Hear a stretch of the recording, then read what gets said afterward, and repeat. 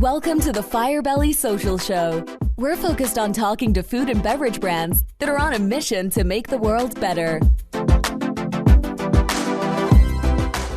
Hey, everyone. It's Duncan here with another episode of the Firebelly Social Show where we chat with founders and leaders of mission-driven food and beverage brands.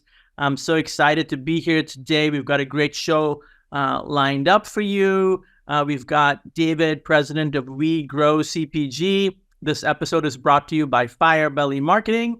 At Firebelly, we help mission-based food and beverage brands bring people closer through social media marketing. So this is a great way for us to showcase people that are doing awesome things in the space. And if you're ready to use social to create more community and excitement around your brand, go to firebellymarketing.com and learn more. So let's get to it. I'm so excited to welcome David Mesa from, did I say that right, David? Yes, sir. Yes, sir. From We Grow CPG. He's a 20-year veteran. He doesn't look it, but he's a 20-year veteran in the food and beverage CPG space, from big CPG to emerging brands. This guy has seen it all. He's passionate and he's cool and he knows how to grow revenue. So, hey, David, welcome to the show.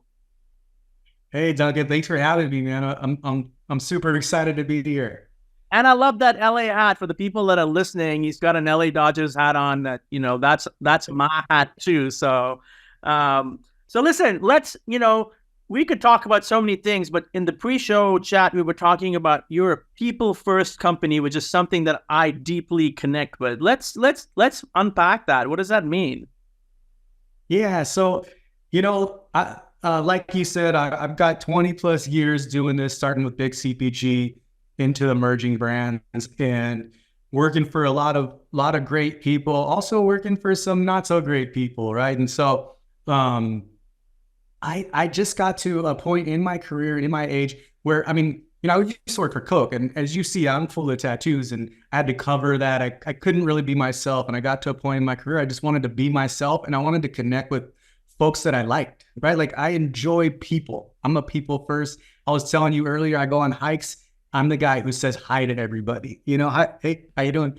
We're walking by each other. And so that's just me. And so my co-founder, Serena Cowan, she's also that. She wants people first.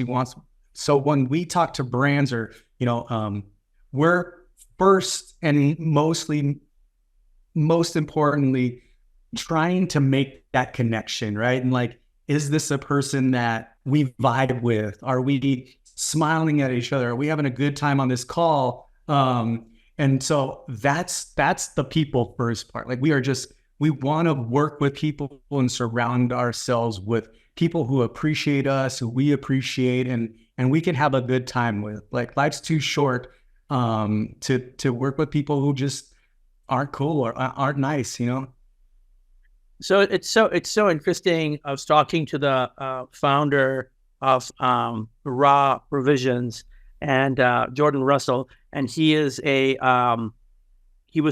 does a lot of work in Thailand. It's a coconut water company, and they grow some of the best coconuts in Thailand. And he said the Thai have this approach: if they don't like you, they don't want to work with you. I mean, imagine how transformative that would be if people were to take our approach, where how are you going to work with someone you don't like? Life is too short, right? It's like, hey, you take that business, Mr. Somebody else. I don't want that business. So, and how has, there's a lot of BS and buzzwords in the world, right? And it's like, people, profits, planet, it's like, okay, who is your real master, right? I mean, at the end of the day, it's like, to me at least, people matter, because without people, nothing else is possible. Agreed. I mean, like I said, like I've learned sort of, when I started getting into leadership, even I learned how to be a good leader from my bad leaders. I mean, I learned great tactics and strategies from good leaders, but honestly, like, how to be a leader, like I just did the opposite, right? Of like some of my bad leaders. And I'm like, okay, like, I know how that made me feel. And so I'm going to do this because I know it would make me feel better with my associates and just people in general. And that's why I say hi to people and I smile at people. People say smiles are contagious, but have you ever tried to smile at somebody and see them? They have to smile back. There's no way they can get around it. Even if they don't want to, they're going to do it. And so I don't know, man, just positive vibes, you know? But I think there's something much deeper there, David. You know, it's you're smiling at someone, you're connecting with them, but you're recognizing, you know, their co-humanity. You're recognizing them as a person. You know, it's like I remember when I first came to America, I had to learn, like, if like a super sporty dude looked at me and went, you know, raised their chin to me, and I was like, what the fuck does that mean? Like, I don't know what that means. And so I was asking some of my new friends, and they were like, they recognize you, right? And so, so I think that that's so important, and not to treat people like they are human, because they are. So what are you going to treat them like humans? They're humans. Just treat them well. I love that. I love that you and your founder take that approach. And now you all are a mission-driven company as well. You're working with mission-driven brands. How tell us about that. I mean, that's another big piece for us, like doing something, right? Like we work with companies that just were for profit, and that's what they thought about, right? Which is great, right? You got to think about profits also. But you know, like, you know, we're small right now. We've been doing this little over a year now, but we both know that when we get to a place where we can, like, you know, like giving is what we want to do. I mean, you know, we currently have some brands that are on the side that we do a little bit of stuff for, and it's really just because we appreciate them. They can't afford to pay us, so we'll do a little bit of like, hey, connect here, connect there. It's not fair to our current clients that we do serious work for them for no cost. So we do a little bit of this and that, but it's investing in relationships, right? It's like you're helping in a way where you're not being unfair to your current clients, but you're still helping people along. You make a connection here, make a connection there, which speaking of, you know, for those listeners that don't know what your company does, like, what's the elevator pitch on what you guys do? Yeah, totally. It's funny because we're continuing to create this elevator pitch. And in the last, we've been around since October of 22, right? And so in this last year and some, this elevator pitch has definitely morphed or changed or you know, gotten better, improved maybe. But we are a strategic sales agency, right? A small strategic sales agency. And we throw the strategic part in there because that's important. We're not a brokerage where we're like hired guns to go out there and just open accounts all day, and that's all we're going to do. We're not going to think about the impact of opening the wrong account for a brand and just get these doors. Like, we're working on the strategy with the brands, right? Like, we are all the way to like pricing and their COGS and what pricing we're gonna put out there, to what part and what category in the grocery store are we gonna sell to? Is this the right category? Or should we think about maybe looking at this? And we'll try different things, and you know, we reach out to our retail partners to get some feedback. And then, like, we also are, you know, we're putting forecasts together for these brands, like to the dollar, right? And so that's something that we go through, and it's something that's important with to us to make sure that that's accurate, because it helps them with demand planning and whatnot. We also get data. We've partnered with a data company that we pay for on our side to analyze the data. So we are increasing the velocity. So we're not just going to put you in a retailer. We're going to put you in the right retailer, and then we're going to put the programming together to increase the velocities in that retailer. So I love that, increase the velocities. I mean, there's so many founders that I talk to that I do believe, not with confirmed data that they think this, but I do believe that a lot of them think that the most important thing is getting in the door.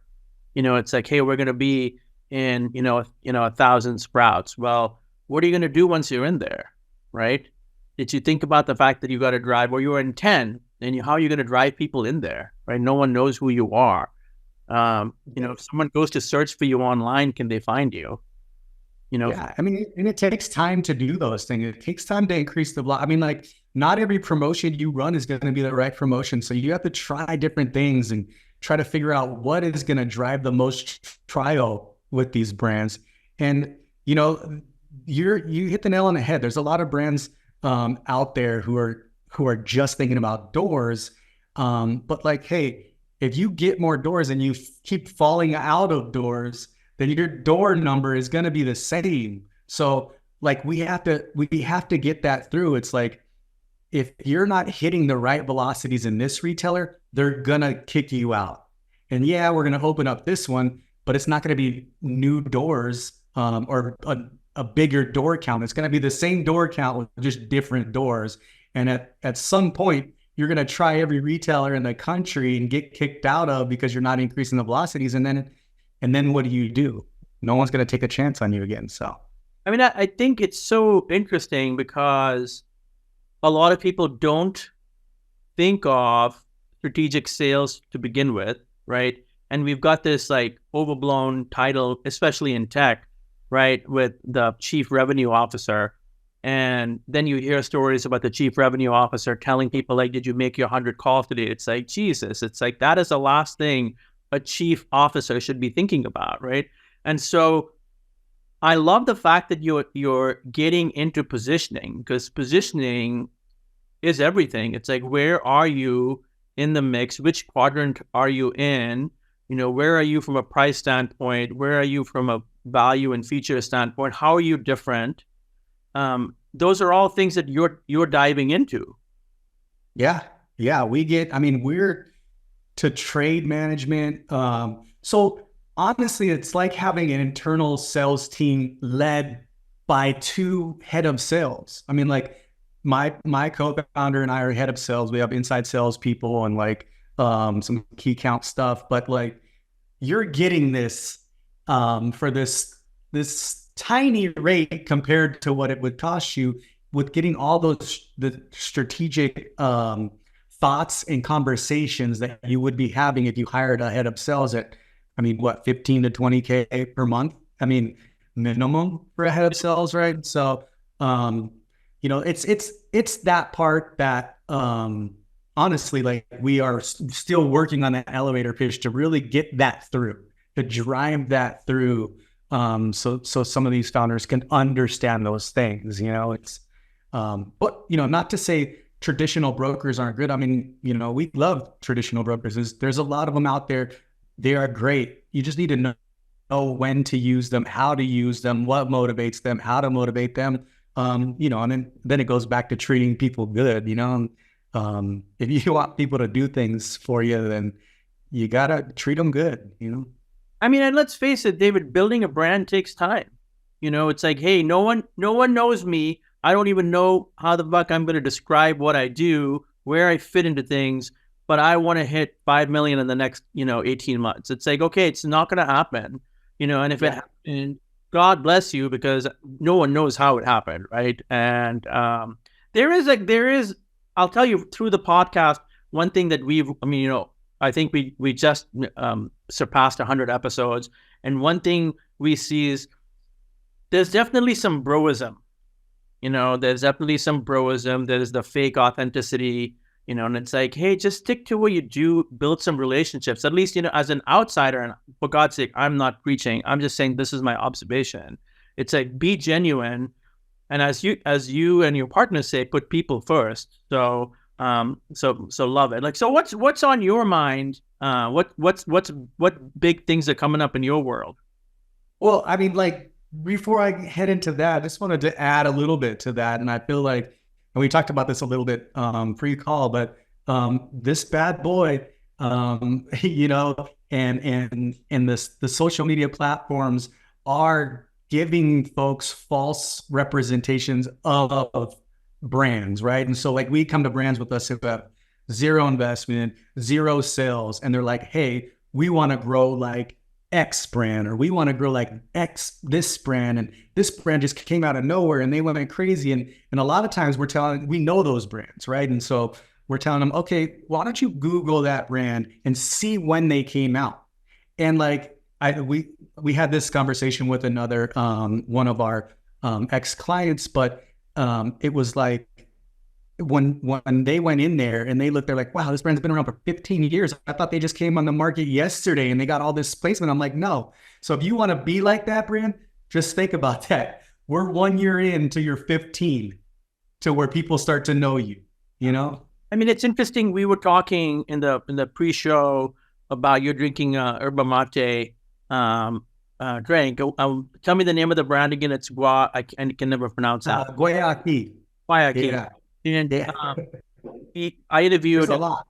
Yeah, I interviewed Eric Wong from Yate, which is a tiny player in that same space, and he said everyone's talking about YRD as being an overnight success. He goes, they're not an overnight success. They've been at it for 22 years. He said, yeah, they blew up recently. He said, because people are looking for those healthy alternatives, and because, the South Americans have been drinking this for, hundreds of thousands of years, but it's a 22-year overnight success. Yeah. Yeah. I mean, it's one of my favorite brands, right? But it's just now really getting recognition in conventional retail. They're now starting to put them in conventional retail and people are starting to buy it, right? And so, I mean, those guys could probably tell you, it's I don't know those guys personally, but I know their story. I follow. It's honestly like I have their sticker on my laptop. It's one of my favorite brands to support. I mean, not just their mission, but everything that I've seen and heard about these gentlemen, that they're really great dudes. So they'll probably tell you themselves, they probably were close to like shutting the doors down back in the day, and like they weren't getting what they needed. They weren't like I started watching them, and when I really found them, I started seeing everybody at Whole Foods drinking one. Like everybody had one, and at the time, I'm in my 20s. I'm a route sales guy on the truck. I'm drinking Rock Stars or Monsters or whatever to try to get, starting at 3 a.m. and working till 4 or 5, so I'm just drinking whatever. And then my wife kept giving me stuff like, you need to find something better for you. And, that Guayaki has, this can it has a lot of sugar, but what it doesn't have is all the crappy ingredients that are really bad for you. I mean, sugar's not great for you, especially with diabetes running in the family or whatever it is. But this is my cheat. I don't drink coffee. I don't drink sodas. I don't do a lot of those things. So I'm like, hey, if I drink one of these bad boys a week or a couple of them a week, that's my sort of cheat beverage. I know you were adding to the past story, but I think the next question for you is, what's on your mind, or what are you thinking about right now in general? Yeah, I mean, I am very forward thinking. I am in out of my co-founder and I, she is definitely more of the executive piece to our company, right? And like we yin and yang really good, and we complement each other because she's CEO material. Not that I am. I'm maybe just a different one, but so I'm constantly looking forward, and the things that I dream about are honestly where our company is going to be and where I want it to be, and the things that I want our company to do for brands that really are sort of revolutionary in our industry as as an agency doing for folks, like all encompassing, and really having like a data analytics team to like marketing analytics, right? Like I want a marketing analytics person that's measuring lifts on certain marketing and programming with our data team, right? Like how can these guys work with each other to make sure that our brands are putting the greatest out there. Our brands don't have a whole bunch of money, right? A lot of the brands we bring on are emerging and they're raising or they're self-funded. And so, yeah, we could put it in stores, we could put promotions on, but what is going to really drive the needle and drive the most trial that we can do? And so thinking about that and that team and the people doing that work and the benefit that our brands are going to achieve from it are really like what keeps me up at night. I think about my brand, like our brands, I think about them like they're mine, right? Like I own them. So they definitely keep me up thinking about different things that we can do with them, and just excited for the future as we grow to be able to, as we grow, be able to bring in those teams to be able to be focused on just that and not have to, like me, I'm focusing on everything in the business. But yeah, that really is what excites me. And then honestly, like bringing new and exciting items to my retail partners, right? Like I want my this word I'm thinking of, I want people to be thinking, like when they see an email from David Mesa, like let's open this up and see what crazy thing that he's bringing to us, not let's open up this email and see him asking me to sell the same exact thing as these other 1,000 people are emailing me today in one of the most saturated categories, whatever it is, in their grocery store, right? I want them to be like, all right, let's see what he has, something new and innovating that maybe it's going to do well, or maybe it's not. But either way, we as a retailer are taking a chance on innovation and showing that to our customers and to our leadership, so. I wanted to give a shout out to Will. He's the founder of IQ Bar, and he posted on LinkedIn a couple of days ago. He's been on the show, a great guest, and he said, you got to be absurd. It's like, who thought, when they were 5 years old, that they were going to be running a company and worried about payroll and worried about innovation and worried about trends and worried about sales and hitting the numbers. It's like, nobody, it's absurd. It's like, so why do we stop being absurd? Let's continue being absurd and say, you know what, we can beat everyone in our category if we approach it correctly, right? And so I think thinking smart is so important there. What are you seeing in terms of, like, I know I've been a little preoccupied with the zero proof space, the alcohol free space. We recorded an episode with Vanessa from Tilden and Laura Silverman from Zero Proof Nation, and a retailer here in Carmel, Lauren AF, which is such a funny and awesome name. Yeah. And that just seems to be like such an interesting space, because people are drinking less. They want to socialize. In some cases, they've never had a drink. So I've been thinking about that. I'm curious, what are you thinking about? Like, what trends are you thinking about, or what are you obsessing over?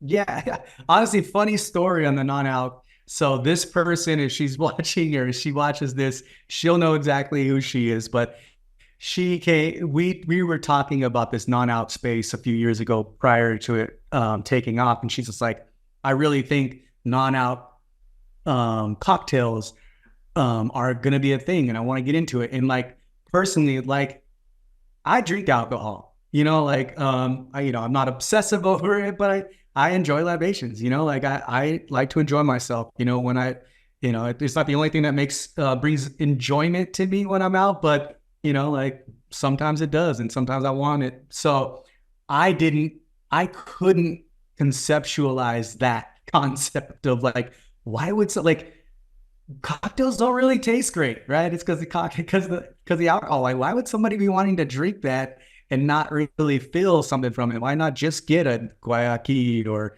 whatever? Now I look, and that just shows that, hey, like all my ideas aren't the greatest ideas, because that slapped me right in the face, and they're doing really well. So like I have some friends who are in that space now, Kin Euphorics and some of these others. So good on them. It's great. But you know what?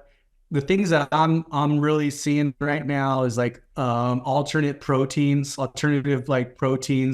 different ways to get proteins, especially, as we get older, right? I'm a Pacific Islander. I'm from Guam. I'm probably one of the few people you've ever met from Guam, right? And that's where my family's from. And we have a long history of heart problems and diabetes and, all these gout, right? Like, all these things that are just driven by eating red meat and canned meat and spicy and pork and all this stuff. And so, I got gout a few years ago, and it is probably the most painful thing that I've ever had. And that I can even, there's nothing that I can even think of besides childbirth that would be this painful, right? And so I'm like, okay, and it's forever. And if you don't control it, it just comes back. So I'm like, well, I don't want to do that anymore. So, as I've gotten older, I've just eaten less and less, like meat proteins. And so then it's like, how do I get more protein? My wife is, counting her macros, and she needed more protein last night, and she didn't want to eat chicken or whatever. And so she was looking for different ways, and it was like protein shakes. And then it was just like, okay, well, if she eats this protein, it has a fat in it that's going to put her over her macros. And so, how can we, and then if you think about like seniors, like they need to eat more protein, and like, how can they do it, from different ways than just by eating meat? Not to say I'm not anti-meat. I love it. I love it. I think that it's a really cool space, and I think it's needed. And it's growing. I hear that from retailers. I love it. I'm laughing because I'm like, oh my God, we're twins, man. I've suffered with gout. I have high blood pressure. I mean, I have to work out and watch everything I eat. And we were just recently in India, our whole family, and my son is 12. And we're sitting with a bunch of vegetarians at a restaurant. And our host said to my son Enzo, he says, "What do you want to eat, man?" It's a vegetarian guy, right? Like strict vegetarian. And my son, just like you, says, "I love meat." It's so funny. But the gout is an interesting thing. I've struggled with gout for years, and I encourage you to check into what role sugar has in gout, because there's definitely a role there. And maybe a kidney stone is worse than gout, but not much else. I mean, people who have not had gout do not know what it's like. It's like a Shakespearean tragedy, because you feel like some bastard is like sticking a dagger into your knee or into your your ankle and just slowly twisting it. And try golfing with gout. Yeah, my friends they just are watching me like limp around, and they can't understand, because a broken toe, you can still do more than with gout, right? And my brother got it when he was in his 20s, and he's 5'7", 140 pounds, right? So it's not like, it's just, like eating all the wrong stuff. So I agree. There's probably a lot to do with sugar. I definitely limit the amount of sugar. I'm in the natural space, so I try to eat. I try to eat as good as I can, and we just know of so many more items, because I'm in this natural space. So I'm able to if you see my refrigerator, you're going to see a lot of these brands, these emerging brands and cool natural brands in there. It is kind of fun, though. It is a fun, I love going to the grocery store. Whether it's Whole Foods or Fresh Time, the two of the ones, or Fresh Market, the ones I go to. And by the time stuff is hitting those shelves, they're not mature, but they're not startups anymore, right? They're not in that early stage. And that's how I found. I mean, we had Rowdy Mermaid, John Badun on our show, and I heard about it. I'd never drank it. It wasn't on the shelves at Fresh Time when I first heard about it. And finding those cool new brands it's so fun because you go check it out. And speaking of alternate protein, we did work years ago for Carrie Song, who's a founder of Abbott's Butcher. It's a funny name because it's not meat, right? It's alternate protein. And she said that, and it's still an emerging trend, right? She said that I don't want people to stop eating meat. I just want them to try a meat alternative, which is the same thing that, like Sierra Thomas says about hemp cocktails. It's like, hey, just try it. I'm not telling you to stop drinking. I'm saying, hey, try it, right? So what do you do for fun? I have a suspicion I know one thing, but I'm just going to ask in general. Yeah, no, golf, man, I love it. I really enjoy it. But, I'm an islander and we are very family oriented. So like, I really enjoy hanging out with my family, friends that are at like family. I'm fortunate to have moved from the LA area to Austin, Texas, 3 years ago, and moved into this neighborhood where, like my neighbors are like family. We celebrate holidays together. It's great. So those things are really like important to me. And then, when I can get out, and play catch with my son's 19, but if I can get out and play catch or toss him a ball, he still plays like baseball. Like he's not playing it in college or anything, but he's playing in adult leagues and stuff. And so I can get out there and help him get better or, do some of those things with him. My daughter is just, she's crazy. She's 17, but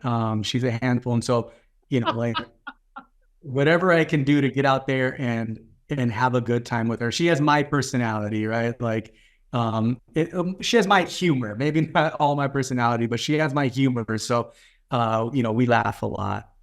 So yeah, those are That's things, oxygen, man. That is oxygen right there. How are you? Yeah, thank you for asking.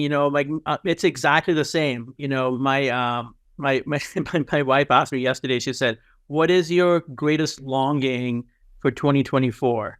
And I said, "I would like to experience even deeper family connection and secondarily friend connection.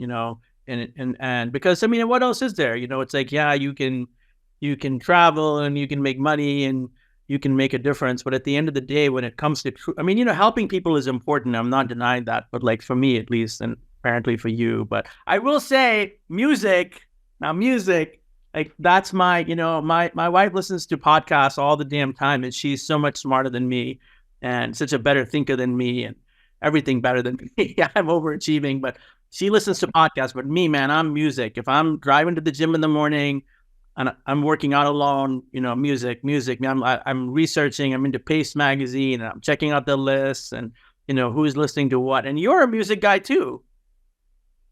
I am. I do love music. Not in depth as you, but like we go to so many music festivals, especially. Pre-COVID. We were at Music Fest monthly, right? And here in Austin, there's a lot of really cool music festivals. Not like, in California, just because there's a lot more people in a smaller space. So there's, more opportunity, but there's so many cool venues here. And just, you could be at a coffee shop and somebody will start playing music. So I really enjoy that. I love all types of music. Reggae music is really like, I feel like I came out of the womb listening to reggae music,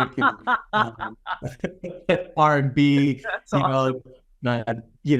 blues, jazz. I don't know, man. I like to dance. So, I'm 6'2". I'm a giant and I'm covered in tattoos. And people are always telling my wife, like, I just didn't expect him to be the way he is. Like, he's this gentle giant, and I just didn't expect him to be that way. And it's pretty. David, I got an idea here, okay?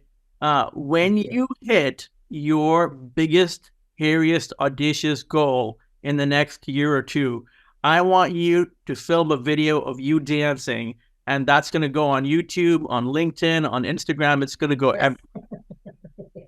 Yeah, I'm sure there's a bunch out there, but yeah, there's a place here right by us, some little cool lounge, and they have like this R&B bingo, and with a DJ, it's the greatest thing, and it's always like usually like 90s, early 2000s R&B, and it's just like right up my alley. And so yeah, I'm also that dude that goes to a concert and I have a seat behind me and I'm never sitting, right? And so it's like, I'm sorry if you're out there and you've had to sit behind me, but just know I'm gonna be up vibing and dancing. That's what I go see music for, to like feel the energy. And I mean, the performers are dancing, right? And so like, we're not doing them due diligence by just sitting and watching them, right? Like, they want energy from the crowd, and so I definitely give it to them. But yeah,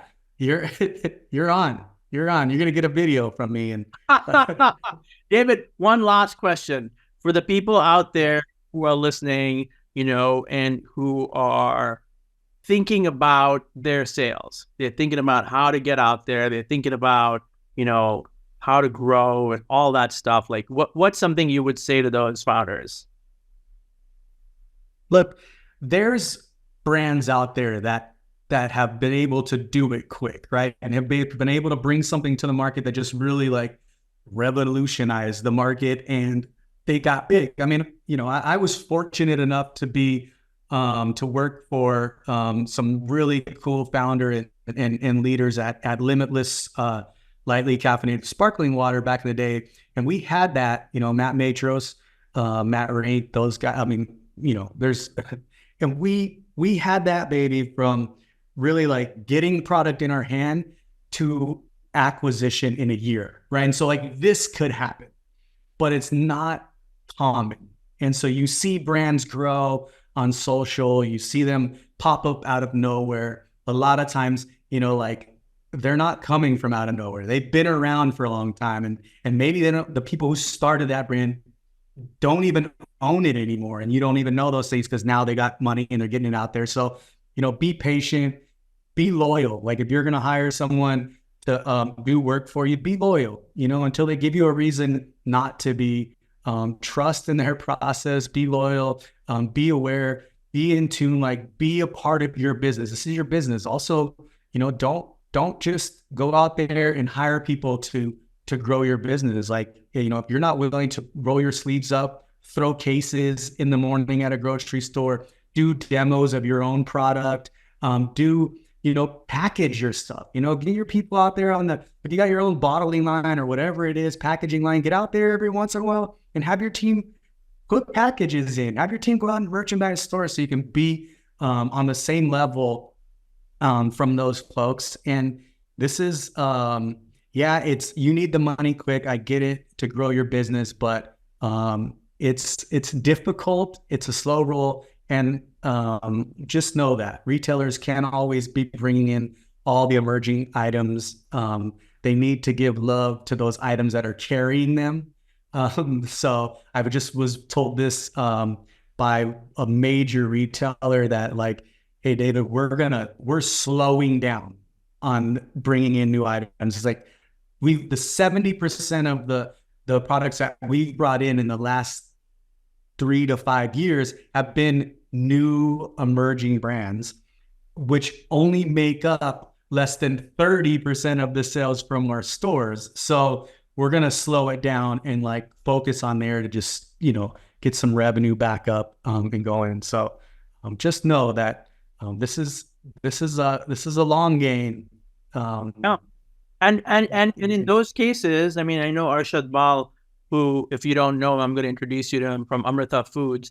He backed away from all the major retailers to go pure direct to consumer, and has built a very, very, very sustainable, successful brand by just focusing in on his customers. So it's like, hey, you talk about positioning, you talk about like distribution. These are the decisions that David, you work on. It's like, those are amazing comps. I feel like we could talk for 2 hours, but thank you so much. Thank you so much for your time. and your pure perspectives. And I'm just going to be thinking about this stuff, and I encourage anyone else that is listening to check out wegrowcpg.com, David Mesa on LinkedIn. Where else can they find you? Yeah, we're on some of the social platforms, Instagram and stuff like that, but really our website and like LinkedIn, those are the spots. LinkedIn has just become a pretty great resource for business folks. So yeah, I'm here. Well, you've been listening to another episode of the Firebelly Social Show, where we feature founders of mission-driven food and beverage brands, and it's been such a joy to have David Mesa from We Grow CPG here today. Thank you, David. Thank you so much for your time. And for those of you listening, hit that like button, hit that share button, hit that subscribe button, because that helps us. We want to bring more founders to you. We want to bring more content to you. So this is Duncan, another episode of the Firebelly Social Show. We'll see you on the next one. Thanks for listening to the Firebelly Social Show. We'll see you again next time, and be sure to click subscribe to get future episodes.